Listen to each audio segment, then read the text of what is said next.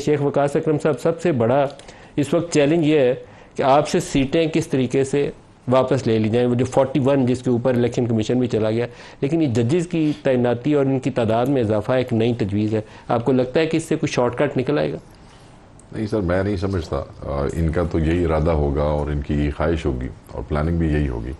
मैं नहीं समझता कि कोई ऐसा फौरी शॉर्टकट इनके सामने है जिससे ये तादाद बढ़ा के जो ये करना चाहते थे वैसे अपनी 2/3 करके वो कर सकते हैं। सो आई डोंट थिंक सो।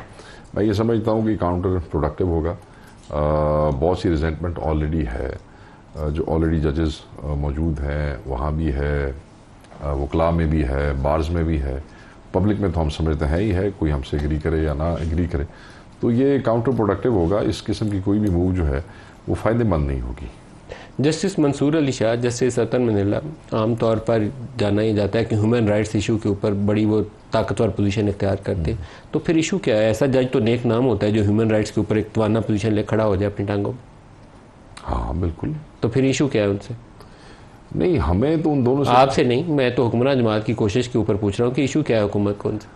मेरे ख्याल में वो इनकी अलाइनमेंट नहीं होगी, क्योंकि माजी में ऐसी मिसालें मौजूद हैं कि ये अलाइनमेंट्स अपनी करते रहे हैं, जजेस को एंगेज करते रहे हैं। मिसालें मीडिया में माजी में आप तारीख में चले जाएं और फिर जहाँ बातें नहीं मानी गई वहाँ हमले भी करते रहे हैं।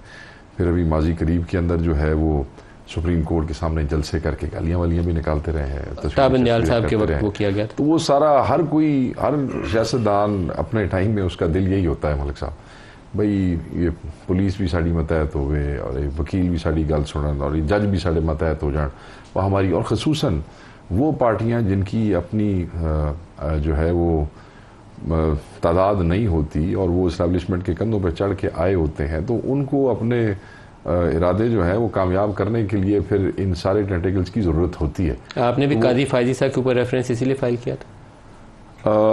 देखें, वो जिन्होंने फाइल किया था या करवाया था उसके ऊपर प्रेसिडेंट ऑफ पाकिस्तान ऑलरेडी अपनी पोजीशन दे चुके हैं, आरिफ अलवी।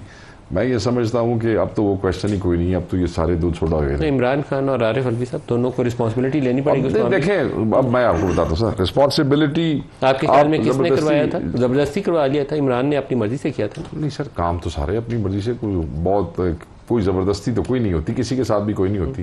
वो जिन्हें कहते हैं हमने वो, आपने सुना नहीं वो हमने रियासत बचाने के लिए सियासत कुर्बान कर दी थी, कोई ज़बरदस्ती तो कोई नहीं होती। ज़बरदस्ती तो कोई नहीं होती ना, फेक किस्म का। वो चाहे मैं कमा अपनी पार्टी के हवाले नाल, चाहे मेरा कोई और अजीज का है, ये ज़बरदस्तियां कोई नहीं होंगी। उससे ले गल होंगी मलिक साहब वारे दी, शाह खावर साहब वारे हो गए।